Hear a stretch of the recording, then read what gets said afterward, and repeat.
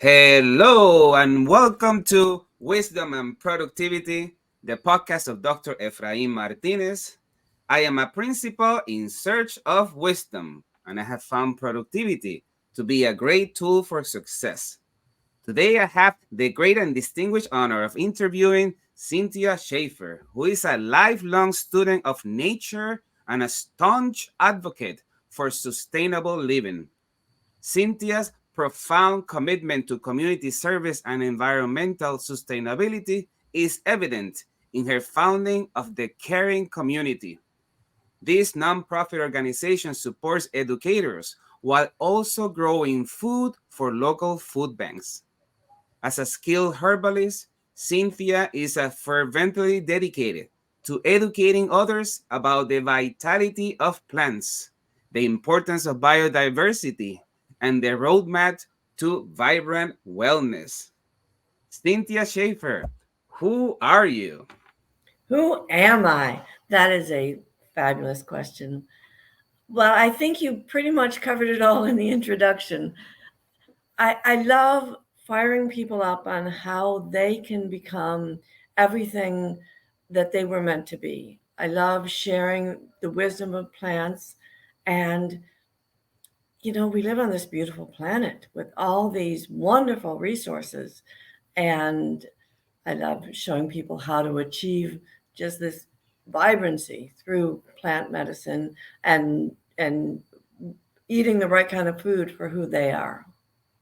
Beautiful. Thank you so much, Cynthia. So I got to know about you because you had this awesome book titled Your Real BMI, A Better Me Index with Breath, Movement, and Intake. That is the cover.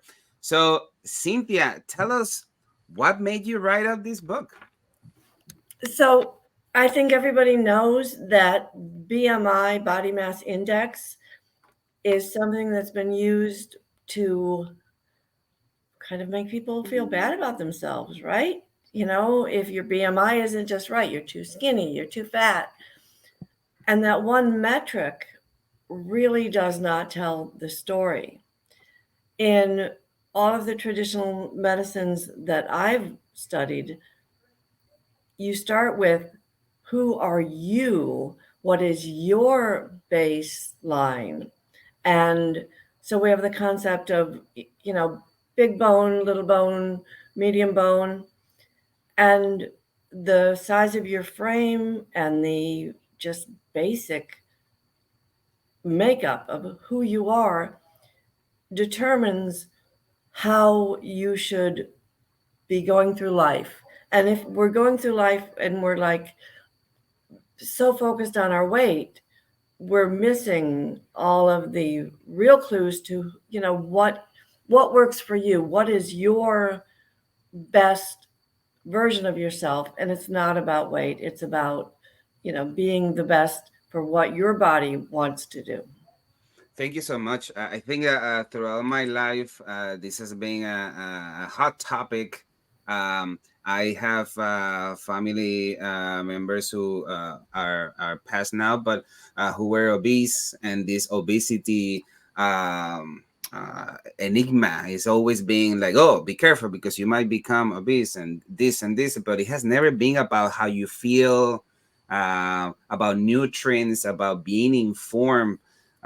So it is illuminating to read your book and learn about these things. So let me ask you specifically about the book. The traditional understanding of the BMI refers, as you said, to the body mass index. But your book introduces a new perspective.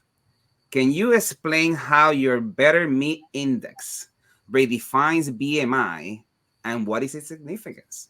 Sure, that's a great question. When you look at a person from so when you say the traditional BMI, that's actually the conventional BMI, better mass index. When I use the term traditional, I'm talking about the wisdom teachings that come from Mm. the various traditions, and whether it's Chinese medicine, Ayurvedic medicine, or Native American traditional herbalism, they all start by looking at the body, and they all use the concept of elements, right? So we've got air, ether, water, fire, air, ether, water, fire.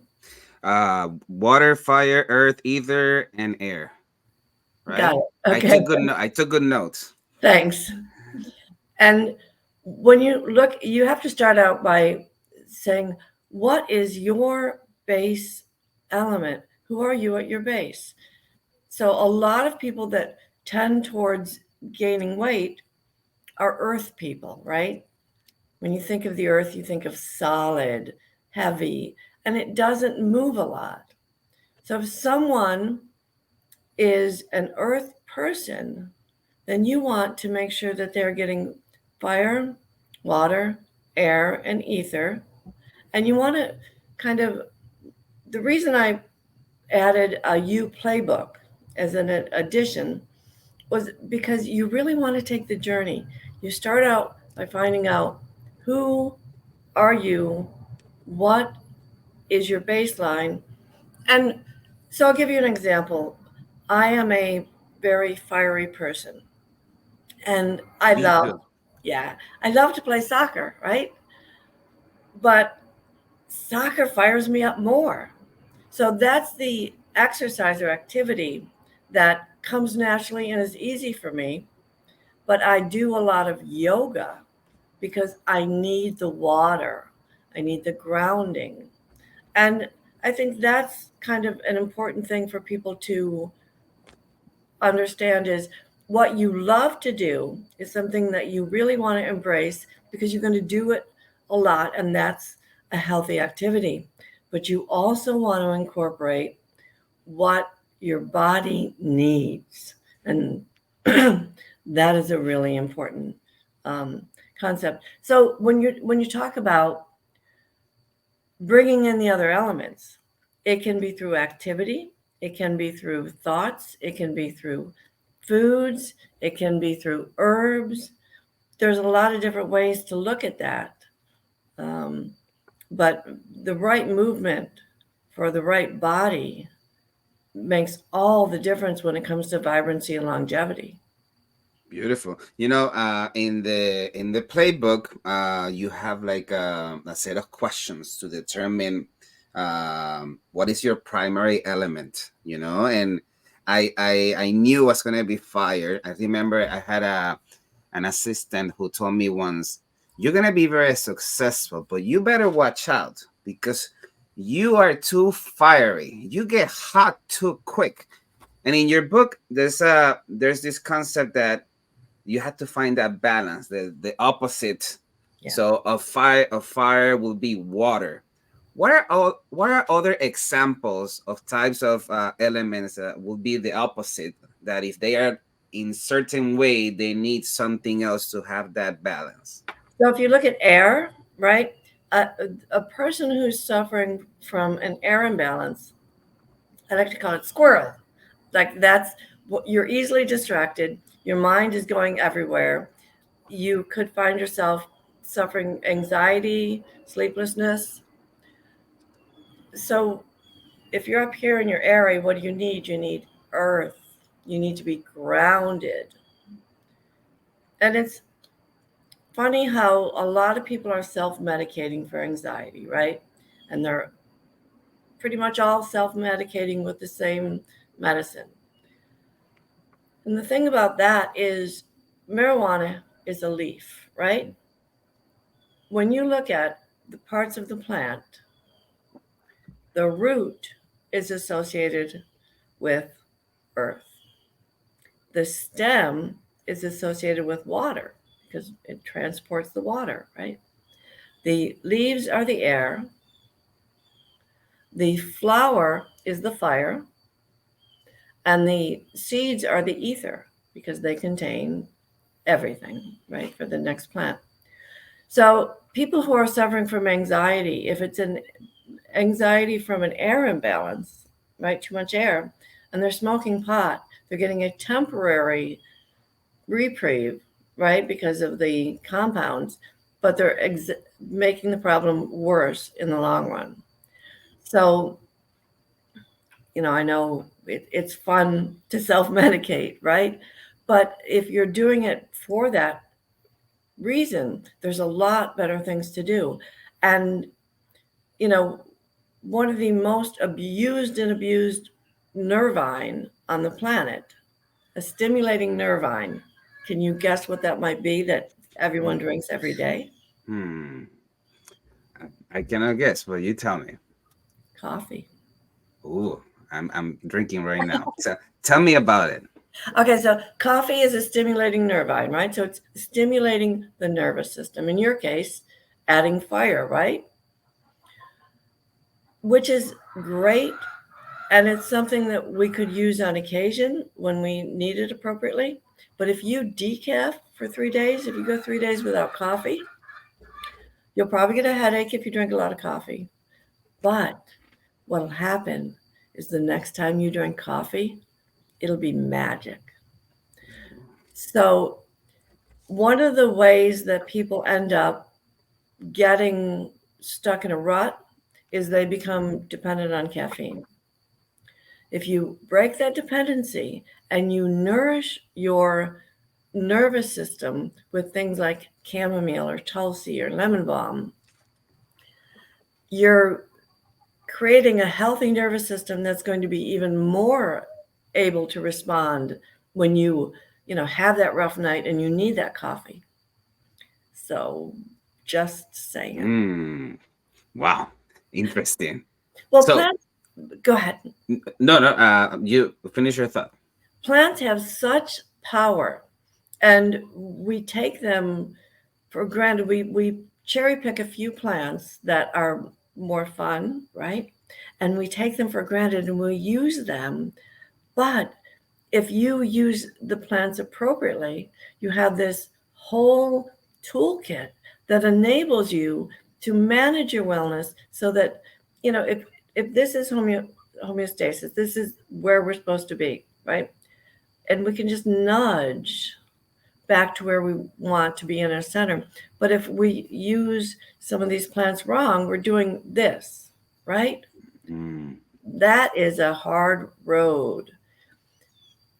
So, understanding the magic of plants and using that magic to manage your wellness, especially educators, right? You guys are under incredible stress.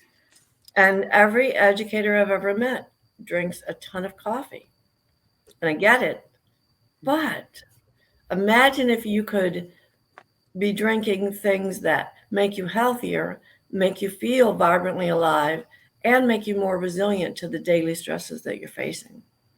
is tea an example of other or water? What do you suggest? If you had a magic wand, what would you replace coffee in schools, in the school lounges for staff? Well, actually, we did. So, the caring community, one of the programs that we had, we're not doing it anymore because we don't have funding, but we placed self-care stations in teachers' lounges, and we put in a variety of herbal teas.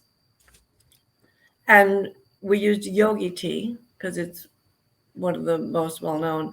But the herbal teas, if you have a, a black tea, that's fine. That's a little bit of caffeine, but it's a lesser amount than a cup of coffee. But, there's a lot of teas that nourish the stomach. When you look at plants,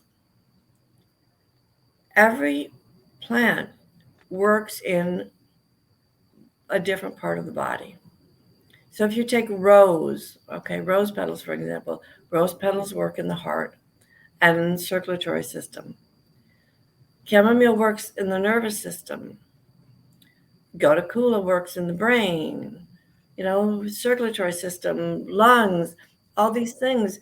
If you simply eat a wide variety of organic, whole, plant based foods, you're going to get this pharmacopoeia that lives in your body. You don't need to know what your body needs because if you have enough diversity, you're going to get what you need. And one of the best predicators of long life and health is diverse gut bacteria. Oof. And I know you're digging into the book, into this. I learned quite a lot. Um, let me try to go in the order of the questions because there's so much of wisdom in your book. So in your book, you emphasize the importance of breath, movement, and intake in achieving a better version of oneself. How do these elements work together to promote a holistic well-being? Perfect question. We all know that exercise, especially now the new research is showing that exercise is really important for longevity and for general energy and health. But if you're exercising a body that does not have the components to, regenerate,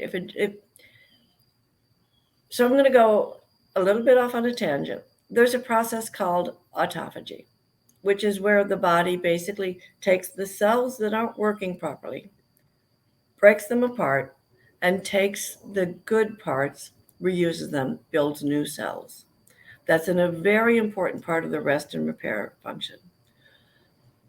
There are things that trigger autophagy, and exercising is one of them. But if you don't have what the body needs to make those new healthy cells, then you're kind of not getting it all.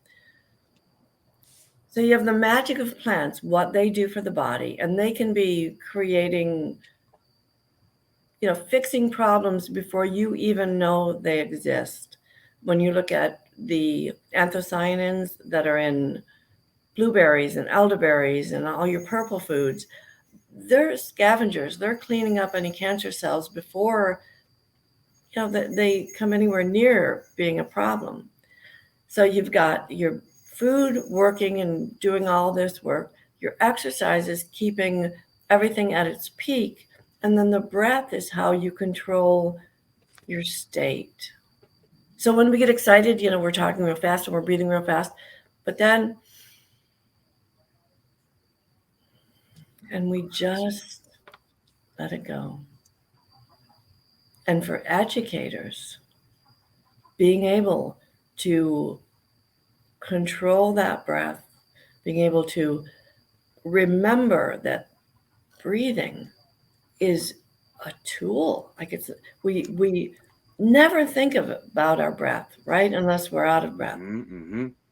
But when you start to become conscious of it, so let's say you're in a classroom situation and if things are getting tense, if you start to control and slow your breathing, you'll find that the people you're interacting with begin to slow their breathing. So you have the ability to affect the entire room by just taking that breath. And you want to breathe all the way down into your pelvic area. You really want to open up the lungs. And then conversely, if you're really out of energy, you're just totally drained, something like breath of fire, which breath of fire, right? We're bringing in fire, activity. Breath of fire can give you that energy without you having to drink coffee or caffeine or something that's going to, have a temporary effect, but then crash you back down. For sure. Thank you, Cynthia. I appreciate it. So, epigenetics plays a significant role in your approach to health and wellness. How does understanding epigenetics empower individuals to take control of their health outcomes? Fabulous question. When I work with people, I so often find people who they're accepting their genetics. My mother had diabetes, my father had heart disease, whatever it is. And that used to be the way of thinking. But now we understand that we have the ability to turn a gene on or off. Let's say that your lineage has a propensity for cancer, right? Well, then knowing that, you're going to be eating and exercising and doing things that are going to ensure that that propensity does not become a reality. You, your story isn't written. You write your story every single day. Every choice you make writes your story. And when you're on a trajectory, you're on a trajectory, it's really hard to change that trajectory. But once you do, it's a new trajectory. It changes everything. And knowing that you have that control. The other thing about epigenetics is when you look at what is hereditary, when you look at, okay, heart disease runs in my family, look at what habits you inherited from your family. What is it that everyone in your family eats? What is it that everyone in your family does? And so a lot of what people assume are genetic inheritances are lifestyle inheritances.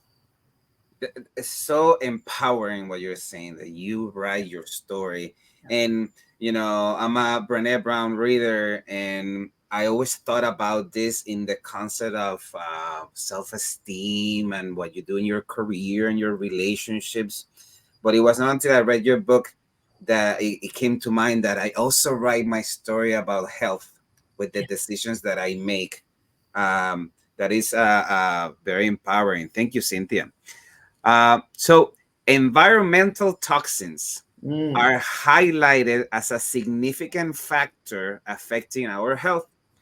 Can you elaborate on how these toxins impact our bodies and what steps individuals can take to minimize their exposure? Absolutely. When I do consultations, I find this to be the number one area where people do not understand.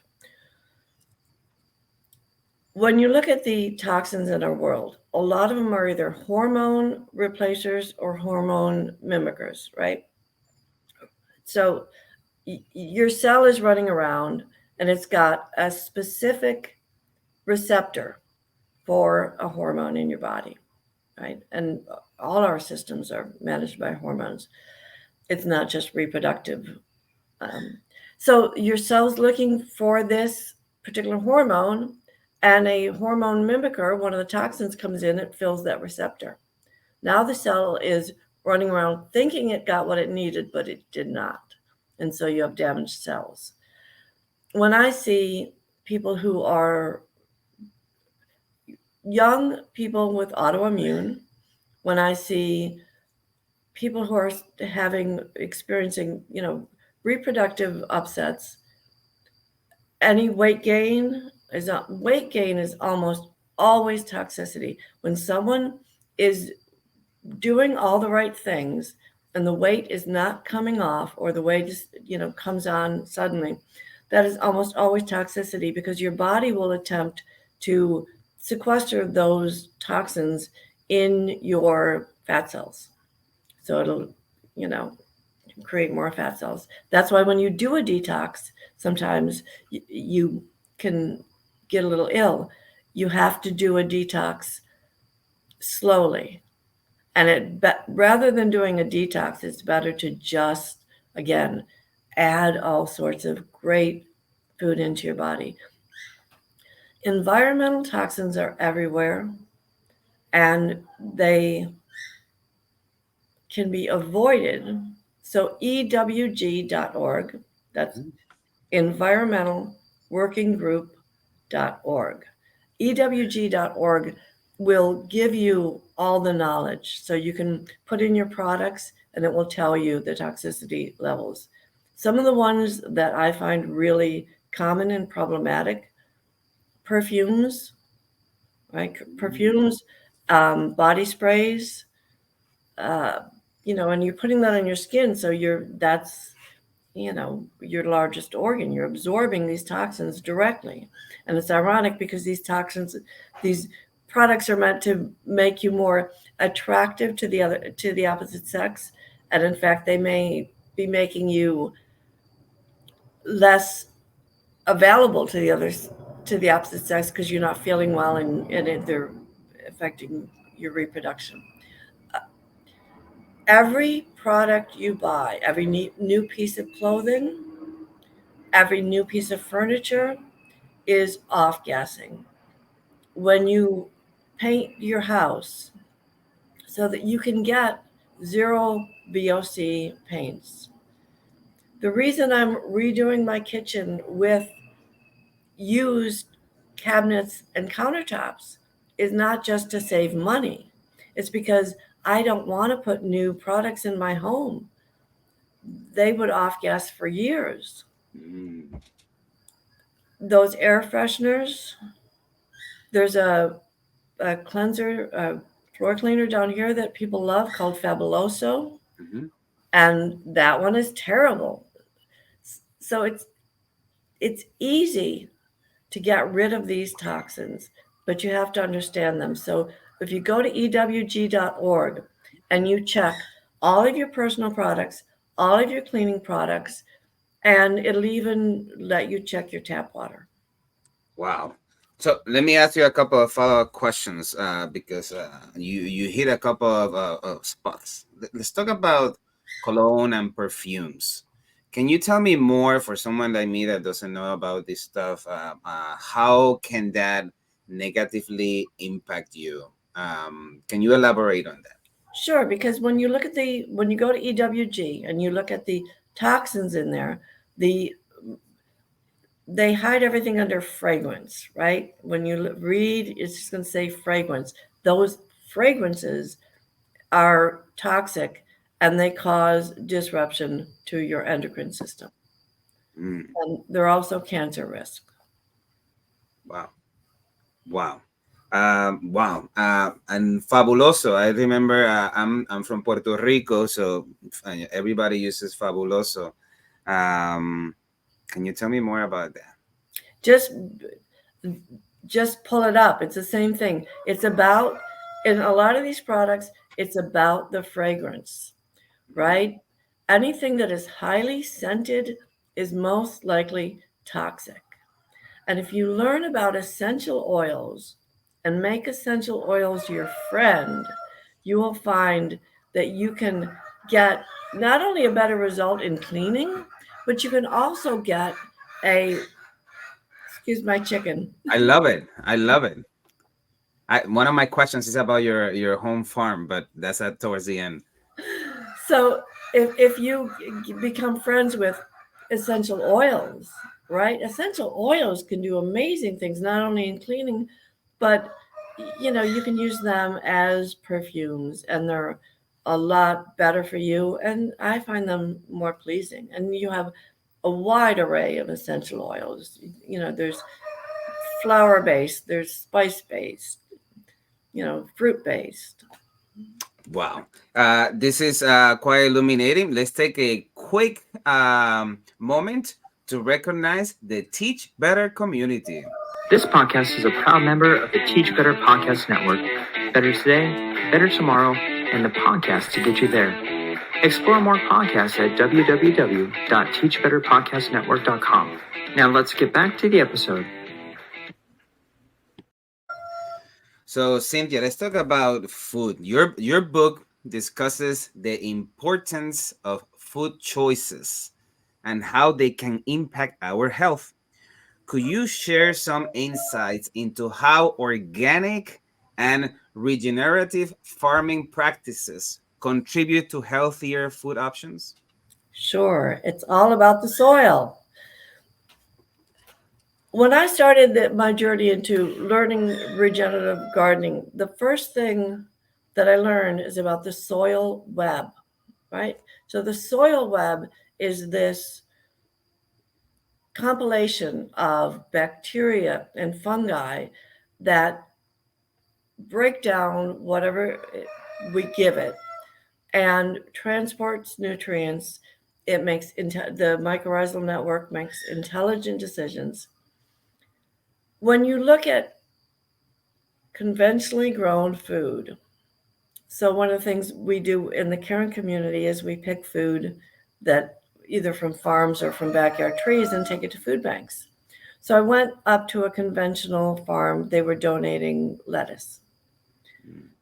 The lettuce looked great. It was beautiful. But the soil was completely dead. There was nothing, not, no insect. It was just no worms. It was just so completely dead.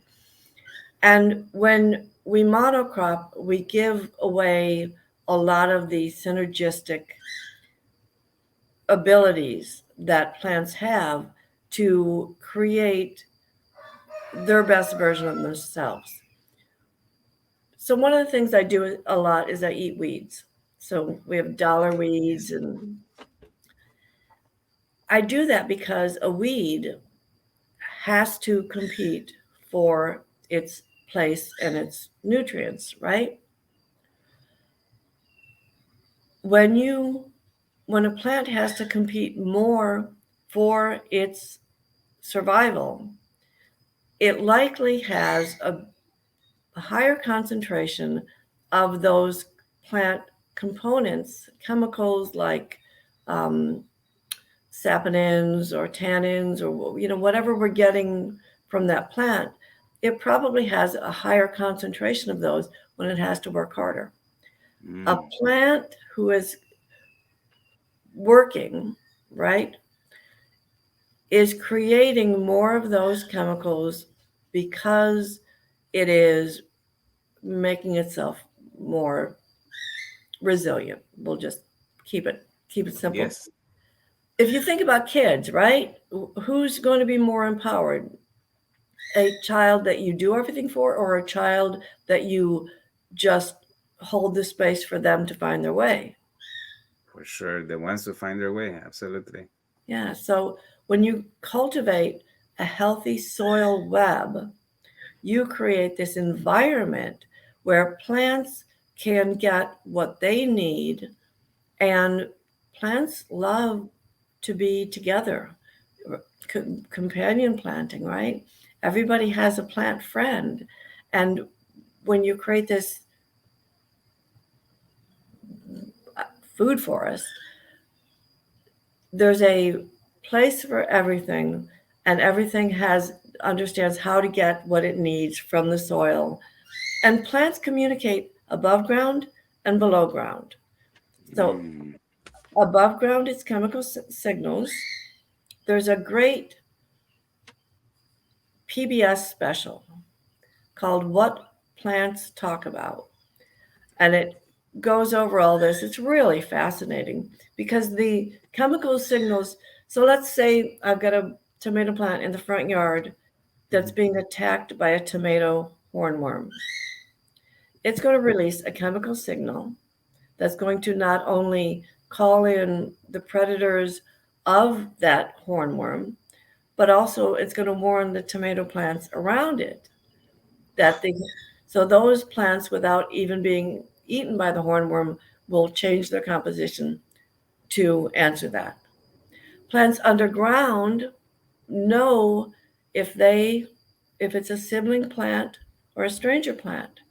So let's say there's a weed. It looks like a daisy, right? Two daisies are side by side. If they are sibling plants, they will cooperate. If they are not sibling plants, they will compete. It's really interesting. But anyway, once you start me on soil, I get. But the point being, besides the quality of the food that you're getting, it's the way nature has always worked, right? Nobody is using a weed eater or leaf blower in the forest because everything has a purpose. So these nutrients fall, they're in the highest state, right? It's the way it's supposed to be. And no matter how much humans think they can, we have not found a better system than nature.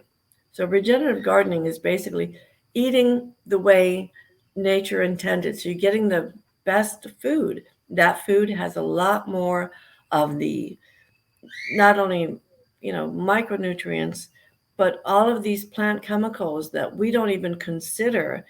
We don't even have an RMD for polyphenols or whatever, but we should because we need them.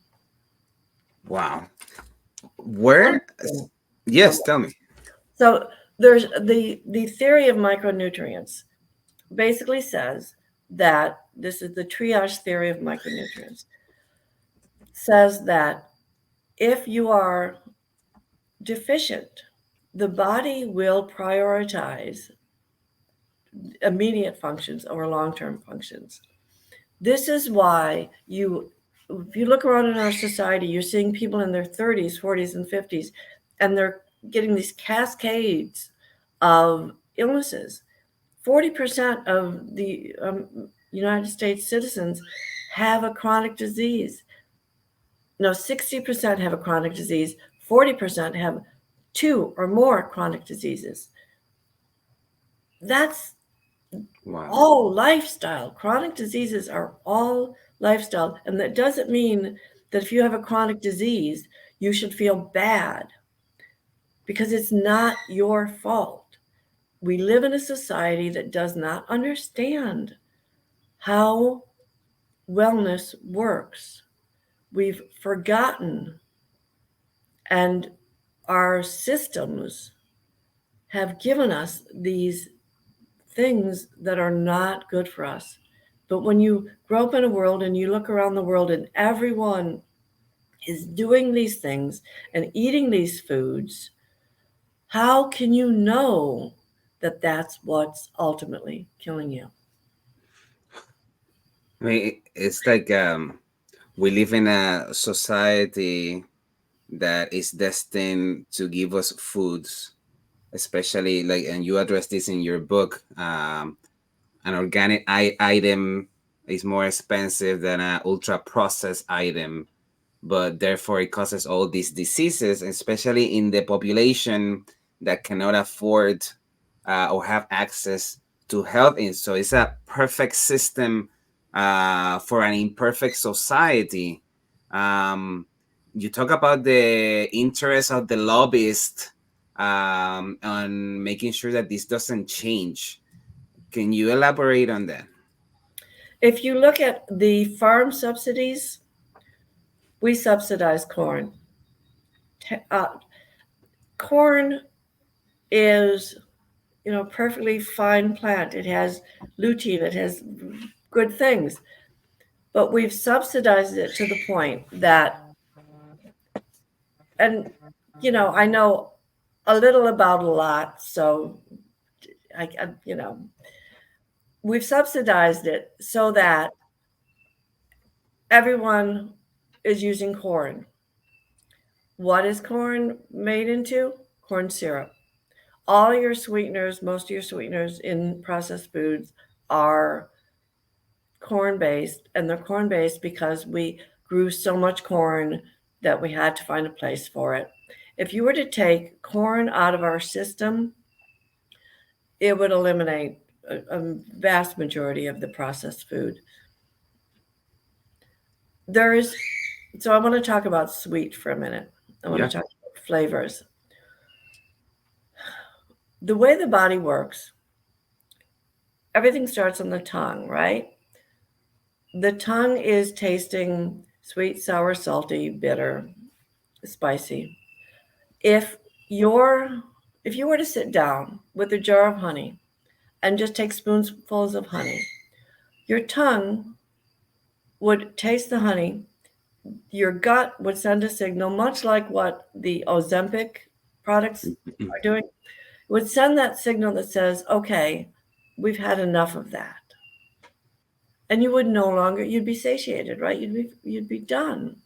Same with salty, same with spicy, same with bitter. We've engineered our foods to bypass that. So nacho cheese Doritos, or the demon food. I'm probably going to get sued like crazy. But nacho cheese Doritos are scientifically engineered to have the exact blend of those 5 flavors so that your tongue does not get the signal and does not send, your gut does not send the shut off, signal. When you're eating processed foods, you really don't have, you're getting sugar, fat, and salt, right? When you're eating processed foods. Mm-hmm. Bitter is a flavor that very few of us experience on a regular basis. So what's the importance of flavors in when you talk about your body? Well, bitter is the flavor that tells the digestion, fire up, let's go. It releases bile, it starts the digestive process. Bitters are really good for you. Nobody does bitters anymore. People think No. kale is bitter, they've never really experienced bitter. But once you get off those processed foods, right, it's challenging. Okay, it is challenging for people, especially, you've got jobs, you got families, you got all these things. How do you transform from this, easy to use process system to whole foods? And when you look at the cost, eventually, after a couple weeks, you get full on a lot less food because you're actually getting nutrition. So if you're using quinoa and amaranth and so many different kinds of beans and lentils and peas and greens, greens have been a staple food for millennia because they work, right? They're good for you. They're easy to grow. When you begin this process of eating real food, not only will you feel better, and maybe not right away because you've got all those systems that aren't working properly yet. One of the major complaints that I see people is constipation. We can't sleep without help. We can't digest without help. We can't eliminate without help. We can't have sex without help. I mean, happy. We cannot be happy without help. Yeah. Mm-hmm. I mean, to me, it's amazing that you can look around the world and there's clear evidence that everything is going wrong and that the root of it is our food system. And yet we're stuck with it. Well, Are vegan processed foods any better than regular non-vegan processed foods? as a vegetarian, I think that the value of a vegetarian or vegan diet is that you're getting a lot more plants. But I see a lot of what we call pasta and potato vegetarians, which means they are eating pasta, bread, potatoes. Vegan does not mean healthy. It simply means there's no animal products. And even in the like Morningstar, Boca Burgers, those things, that's still processed foods. And if you get there's an app called Yuka, Yuka, and there's others like that, but Yuka's the one I know. Yuka allows you to scan the barcode in the grocery store, and it'll tell you right then and there about additives and sugar and salt content, things like that. It's a great tool to help you get rid of some of these processed foods that are the worst. But yeah, and what you choose to eat is not nearly as important as the quality of what you choose to eat. So for example, meat. We talked about the plant chemicals, right? The phytonutrients. A free range piece of beef will have phytonutrients in it because that animal is free ranging. When I watch my chickens, I didn't know that chickens ate so many greens, but my chickens wander the yard and they pick this weed and that weed and grab a grub, and it's amazing. So those eggs that I'm getting from those chickens are also full of phytonutrients. Mm. So it's back to quality. And there are, then the next question is, how do you get that quality, right? I mean, it's not in your grocery store. And if it is in your grocery store, it's probably not affordable. There are co-ops, there are food gardens, like you can rent a community garden plot in a lot of places. Even if all you do is you bring a pot of fresh herbs into your home and grow them on a windowsill, you're still getting that beginning like there's a connection between you and the plant. And Like, yeah, the reason I did the parsley, sage, rosemary, and thyme was just to show how one herb, one herb has all this magic in it. And the more you add these into your routine, even if you're just having a cup of rosemary tea, you know, it's amazing what it does for you. well, you talk about herbs, for example, rosemary, and my wife is called Rosemary. So I have an issue with high blood pressure. And I know that, we have to make sure that everybody knows that we're not medical doctors and we're not giving any medical advice. That said, you give several examples of different herbs that lower blood pressure. And I know that is an issue with many educators. What suggestions do you have of things that on how we can um, involve those type of herbs, like for example rosemary, into what we intake? There's a lot of different ways. A cup of tea is a really simple thing. You can make a cup of tea out of any herb, right? So, thyme, for example, thyme is really good in the sinuses. If you have a sinus infection, start drinking a couple cups of thyme tea, rosemary tea, and then put those fresh herbs in your salad. Put those fresh herbs in your eggs. In the morning, I have herbs. I take my pan, I put in my coconut oil, and I put fresh herbs, and then I cook the eggs on top of it. There's you can just walk by a rosemary plant, grab a couple of sprigs, and put it in your mouth, and it's lovely. Mint tea is a great thing. When it comes to blood pressure specifically, exercise is your best friend. Um, and again, as you bring all these foods into your body begins to use those, because it's all about systems, right?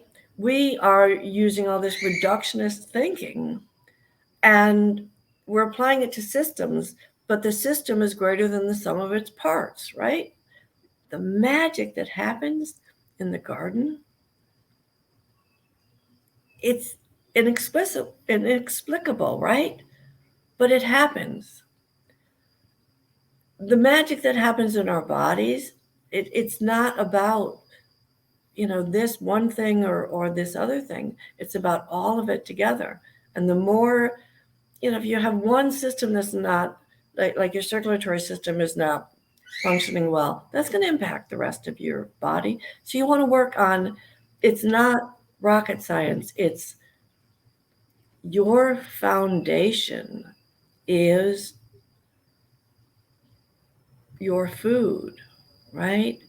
What you're bringing in, that's building your house. And if that house is starting to break down, you got to bring in more different building parts, different components.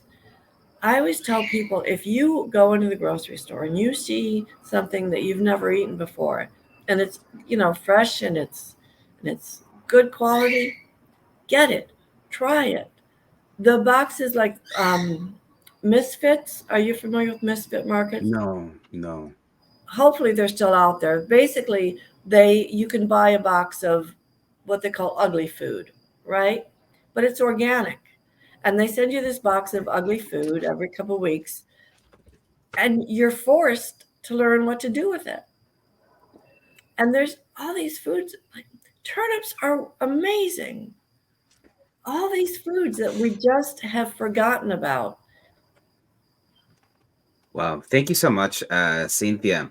I love history, and you mentioned in the book about the idea of victory gardens, and I Mm. think that this is a fascinating thing that started with the end of the First World War. How can individuals incorporate the principles of victory gardens into their lifestyles to improve their access to nutrition foods? I'm a big believer in group gardening. So, schools, clearly, are a great opportunity. I know there's a lot of school gardens down here. There's, if you have a faith group, maybe there's space where the faith community is. I'm in a densely urban area, so for us, finding space is a bit of a challenge. The concept of regenerative gardening or food forest gardening makes growing food so much easier. So up there, you can probably grow what? Apples, plums, pears, peaches, cherries. Um, there's oh, can't remember the name, but it kind of tastes like a mango. Mhm. When you, so if you start by just, if you have a home, put in a couple fruit trees. Why would you not have a fruit tree if you could? I only have a third of an acre, and it's, part in shade, and I got the chicken coop. I have over 20 fruit trees, plus berry bushes. If you give up the concept of a lawn, because what does a lawn really do for you? Um, and you take part of your property and you just turn it into a food forest. And if you Google food forest or regenerative gardening, you're going to find all sorts of resources and ideas. Um, and then you can also look for a CSA. So if, let's say you're not able to grow your own food, community supported agriculture is another great way to get your food on a regular basis. You can look to volunteer if there's a nearby food bank garden. So we get a lot of volunteers because they're looking to learn how to do it themselves. So they come in and they volunteer with us for a little bit. You can you can talk to your neighbors and say, "Hey, I'm going to plant a pear tree. Why don't you plant an apple tree?" It's all about changing the way you think about food, and gr- things like greens, and up there probably beets, potatoes. Potatoes are super easy to grow. You put them in the ground. You buy some potatoes that are starting to get the little sprouts. You cut them up. You let them dry for a couple of days. Stick them in the ground.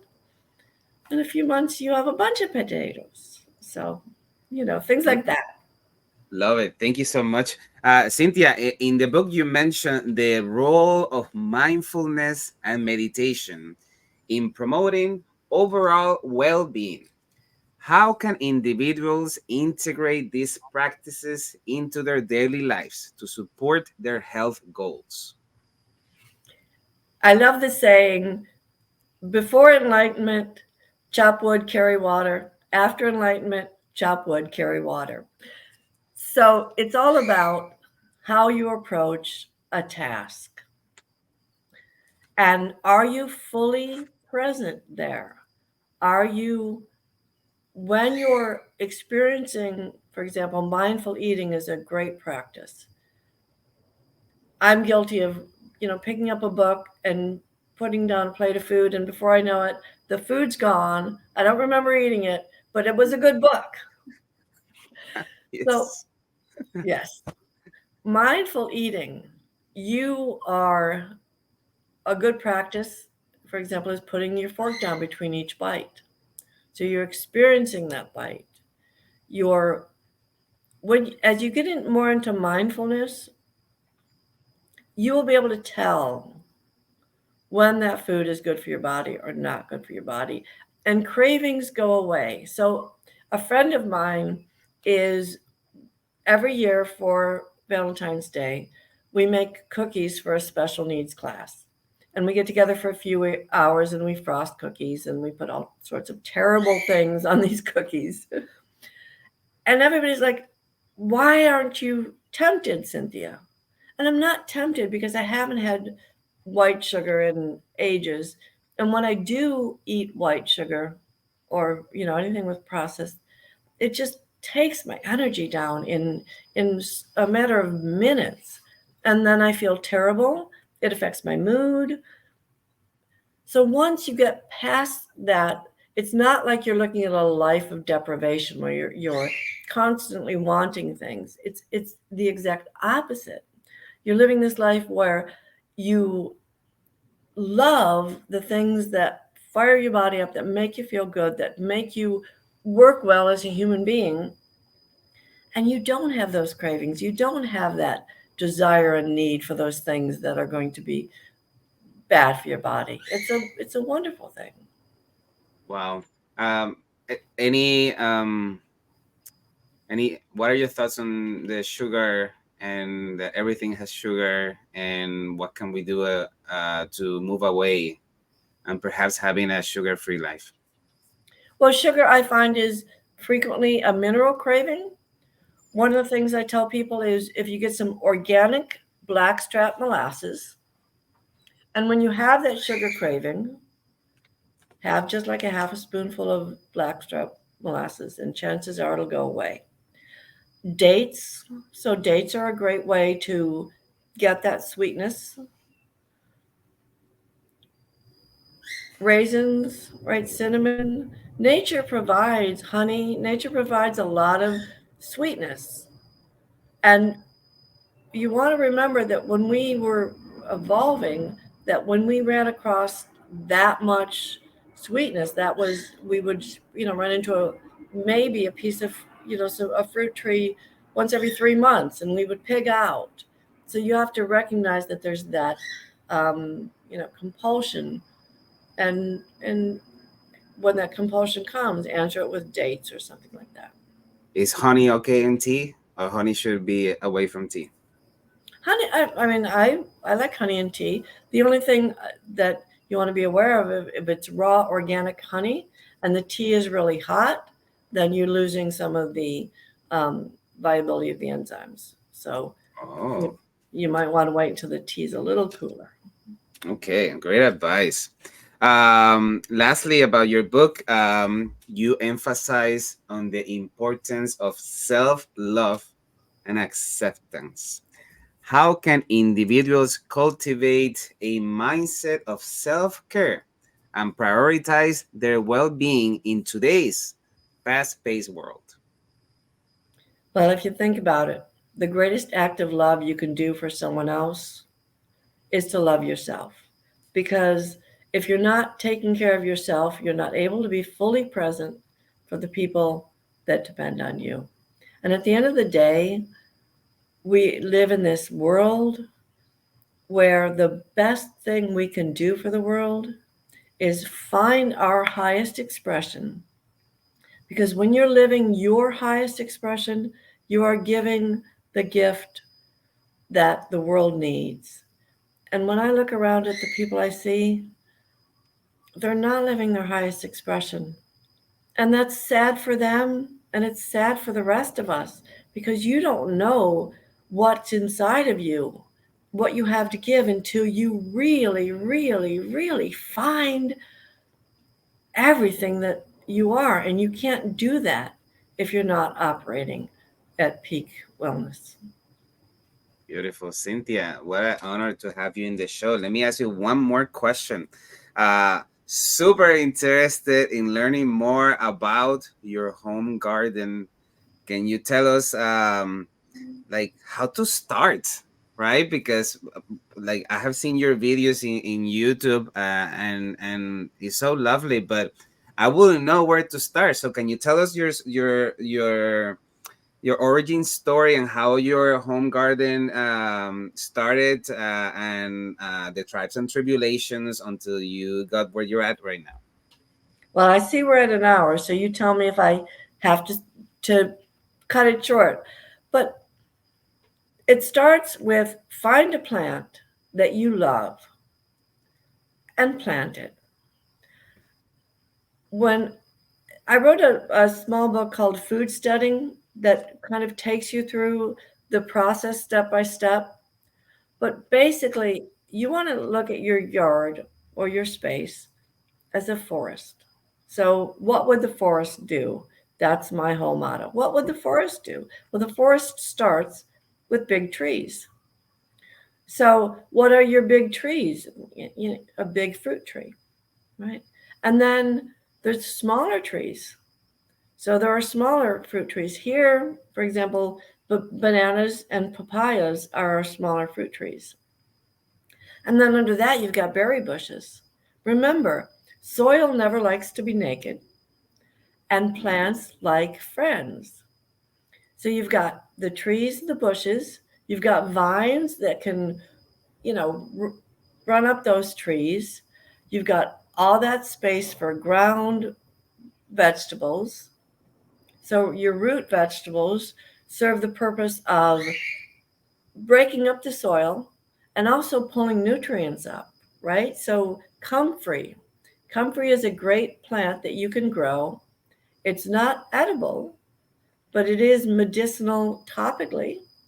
And it's a great chop and drop. And chop and drop is a plant where you grow it mostly because you're going to give it back to the soil. Comfrey is a great chop and drop because it is a dynamic accumulator. It pulls the nutrients from deep in the soil, pulls them up into the leaves, and then those leaves fall on the ground and feed. Your herbs generally serve as great companion plants, but you can do a rosemary hedge. Like, go out in your space and look around. If you have whatever plant you have there, so let's say you just have an ornamental bush, go and sit beside it. Just put your hand on the leaf. Maybe, hold on to the stem. Try to connect with it, and then try to imagine what it would be like if you wanted to walk out your front door or your back door. What would you want nearby? So a lot of my herbs are in the front. So when I'm cooking, I can just run out and get them. There's a mulberry bush real close to my back door because mulberry I eat every day. You have the ability to connect with these plants. You have the ability to know what it is that your body wants. And sooner or later, those plants will talk to you, and your system will become an extension of you. And you will go out there every day and wander through it just because it brings you joy. And you'll begin to think, oh, I should plant X here. That would be good. And it's an ever evolving thing. It's not static. So it's just a part of your daily life. Wow. Cynthia, thank you so much for being in the show. I enjoyed it so much. You are such a wonderful person. Thank you so much. Go online and get the book. It is titled Your Real BMI, A Better Meat Index with Breath, Movement, and Intake. It's a fascinating read. I have learned so much. And Cynthia, thank you so much. Have a fantastic weekend. You too. Thank you for listening to Wisdom and Productivity, the podcast of Dr. Efraín Martinez. Chulo. And I love that production. Chill out.